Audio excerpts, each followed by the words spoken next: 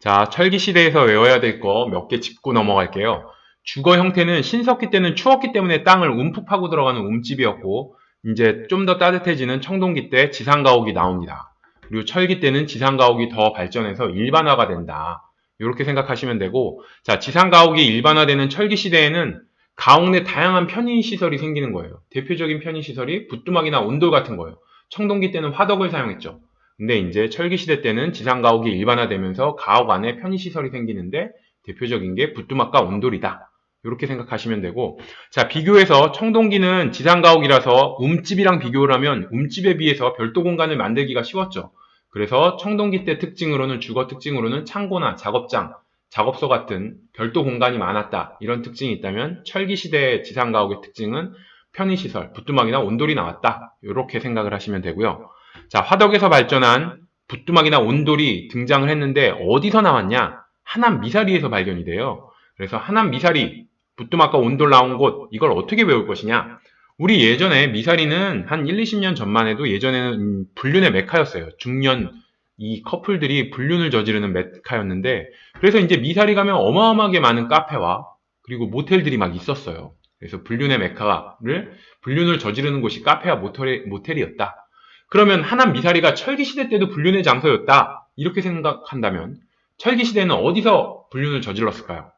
온돌방이나 부뚜막 같은, 온돌방이 따뜻하니까 여기서 불륜을 저지르고 부뚜막에서 온기를 쬐면서 몰래 불륜을 저질렀다. 이렇게 생각하셔서 하남 미사리 하면은 현재는 카페나 모텔에서 불륜을 저지르지만 철기시대 때는 온돌방이나 부뚜막에서 불륜을 저질렀지, 이렇게 생각하셔서 하남 미사리에서 온돌방과 부뚜막, 요거 연결해서 외우시면 됩니다. 그리고 귀틀집이라는 게 나오는데 이건 이제 삼안에서 귀틀집이 발견되고, 요거는 삼안에서 다시 하겠습니다. 철기시대 무덤 볼게요. 널무덤, 옥무덤, 죽음묘, 이런 게 이제 철기시대에 나왔던 무덤들이에요. 그래서 널무덤은 널이 관이에요. 관. 널을 짜다 이러니까. 그래서 토광묘라고 부르고, 옥무덤은 이게 항아리옹이에요. 그래서 동무덤. 우리 보통 항아리 장독 이렇게 얘기하잖아요. 그래서 동무덤. 이게 옥무덤이고, 이제 죽음묘는 의미는 알 필요 없는데 그냥 시신 주변에 도랑을 설치한 걸 죽음묘라고 그래요. 이게 이제 도랑 구자거든요. 국어라고 우리 보통 말하잖아요. 도랑을. 그래서 이건 이제 뭐 도랑을 설치했다 이렇게 생각하시고, 이거는 마안의 묘인데 이건 뒤에 가서 다시 암기법은 말씀드리고, 철기시대는 이런 묘가 나오더라. 이걸 어떻게 외우냐? 우리 청동기 때 특징 중에 하나로 고인돌이 있었죠. 이게 뭐예요? 청동기 때 지배자가 등장하잖아요. 집에 피지배 관계가 나오면서 지배자가 등장을 하고 그 지배자의 무덤으로 고인돌이라는 게 나온다. 이게 청동기의 특징이었어요. 근데 이제 철기가 되면 사람들이 이런 생각하는 거야. 왜 지배자만 무덤을 만드냐? 보통 사람도 죽으면 무덤 만들자. 이러면서 이제 청동기 때는 지배자만 고인돌이라는 무덤이 있었다면 이제 철기가 되면 일반 사람들도 이제 무덤을 만들었다. 그러면서 다양한 무덤들이 나온 거예요. 이제 고인돌처럼 이 만들기 힘든 건 엄청나게 무거운 돌을 위로 올려야 되니까 이렇게 힘든 묘는 못 만들고 이제 다양하게 항아리 묘라든지 옹관묘, 널을 짜서 만드는 널무덤이나 이제 죽음묘나 이렇게 다양한 묘들이 철기 때 등장하는구나. 청동기 때는 고인돌, 철기 때는 옹관묘, 널무덤, 죽음묘, 다양한 묘들이 등장. 요 정도만 생각을 하시면 됩니다. 그리고 제가 초기 국가 시대 들어가면 할 건데, 이제 마안에는 옥무덤, 죽음묘라는 특징이 있고, 동해에는 여자형 무덤, 철자형 무덤 이런 게 있고, 삼안에는 귀틀집이라는 이런 이제 특징들이 있어요. 이제 초기 국가마다.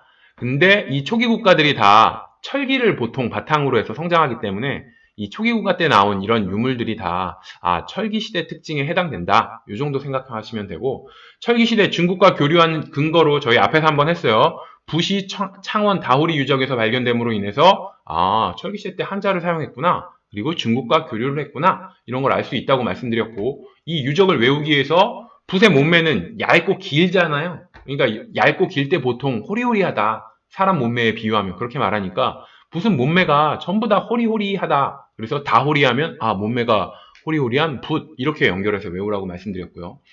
이제 철기 시대 때 화폐가 나오는데 이 화폐들은 청동화폐예요.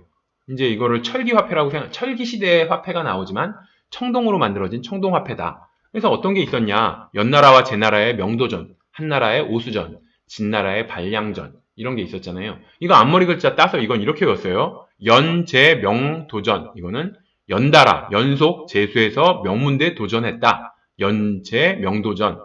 그래서 어디까지 제수를 했냐? 한 오수까지, 한 오수전 이렇게 되는 거죠. 한 오수까지 하는 이런 멍청이 진 봤냐? 진짜로 봤냐? 이건 봤냐? 이런 뜻이에요. 그러니까 연속 재수해서 명문대 도전하는. 근데 한 오수까지 하는 멍청이 진짜 봤냐? 봤으면은 확 패버려라. 얼마나 답답해요. 오수까지 그 명문대가 뭐라고. 그래서 그런 연달아 재수해서 명문대 도전하는 한 오수까지 하는 멍충이 진짜 봤냐? 진짜 봤으면 확패. 이 확패는 화폐를 뜻하는 거예요. 그래서 화폐를 나타내는 두 문자였지? 이렇게 생각해서 외우시면 돼요. 자, 한국사에서 나오는 일본 문화 이거를 한번 볼게요. 우리나라와 영향을 주고받았던 일본 문화들을 보면은 자, 조몬토기 신석기 시대의 일본 토기를 조몬토기라고 그래요. 그러면 이게 신석기 때 토기라는 걸 어떻게 외우냐? 조몬토기 이거는 조를 모은 토기다 이런 얘기예요. 근데 조 아시겠지만 신석기 때 농경이 시작되고 조피수수는 신석기의 대표적인 작물이에요. 그럼 조를 모아놓은 토기는 조가 신석기 작물이니까 당연히 신석기 토기겠죠. 그래서 조몬토기에서 조를 모은 이렇게만 생각하시면 조는 신석기 작물이라 신석기 토기 자연스럽게 연결이 됩니다. 그리고 야요이 토기는 청동기 시대의 일본 토기예요. 그럼 이건 어떻게 외우냐? 야 이건 반말이죠. 야 누가 이렇게 불렀더니 상대방이 부르셨어요? 하고 이렇게 존댓말로 대답했어요. 그래서 야와 야는 반말, 요는 존댓말.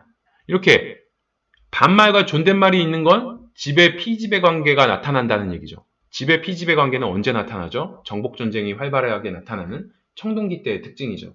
그래서 야와 요를 보고 이건 반말과 존댓말, 이거는 지배 피지배 관계. 그렇다면 이거는 청동기. 이렇게 연결해서 야요이 토기는 청동기 토기다. 이렇게 생각을 하시면 됩니다. 그리고 스에키 토기라는 게 일본에서 나오는데 이거는 가야 토기. 가야 토기 중에서도 뭐 수레 토기의 영향을 받은 토기예요. 그래서 이건 어떻게 외우냐? 수레 토기의 영향을 받았으니까 수레 토기를 쓰레기, 스에끼는 새끼죠. 이 쓰레기 스에끼야. 저리로 좀 가야 이렇게 외우시는 거예요. 그래서 수레 토기가 스에끼 토기에 영향을 미쳤는데 이 수레기 토기가 가야 토기다. 이렇게 해서 이 쓰레기 새끼야 저리로 좀 가야 이 쓰레기 같은 놈이 있는데 옆에서 엄청 알짱알짱거려요. 그럼 한마디 따끔하게 해줘야겠죠. 이 쓰레기 새끼야 저리로 좀 가야 이렇게 해서 수레토기가 스에끼 토기에 영향을 미쳤고 이 쓰레기 토기는 가야 토기다. 이렇게 외우시면 됩니다. 자, 아스카 문화 볼게요. 삼국시대에 영향을 받았는데 특히 삼국시대 중에서는 일본이 백제랑 친했어요. 그래서 특히 백제의 영향을 많이 받은 일본 문화다. 이게 바로 아스카 문화인데 이건 백제랑 어떻게 연결시키느냐? 스카 영어 단어 스카는 상처라는 뜻이에요. 뭐 아시는 분은 아시겠지만 그래서 스카 하면 상처 이런 뜻이에요. 스카가 상처니까. 그럼 왜 상처가 났냐? 배를 쬐더니 백제가 아니고 배를 쬐더니 상처가 난 거예요. 그래서 배째는 백제잖아요. 그래서 스카에서 상처? 상처는 배를 째서 상처가 났으니까 백제 이렇게 해서 아스카 문화는 백제의 영향을 받았구나. 이렇게 연결해서 외우시면 됩니다. 그리고 하쿠오 문화는 통일신라 시대의 일본 문화가 하쿠오 문화거든요. 그래서 하쿠오 문화와 통일신라 어떻게 연결하냐? 하쿠오 발음을 좀 부드럽게 하면 하구오가 돼요. 하쿠오를 하구오. 하구오는 하나 되는 구호 이런 얘기죠. 하나 되는 구호가 언제 나오겠어요? 삼국을 하나로 만든 통일신라 때 하나 되는 구호가 나오잖아요. 그래서 하쿠오를 하구오, 하나 되는 구호 이렇게 생각하시면 이제 삼국을 하나로 만들고 하나 되는 구호를 만든 통일신라 이렇게 생각하셔서 하쿠오 연결하시면 됩니다.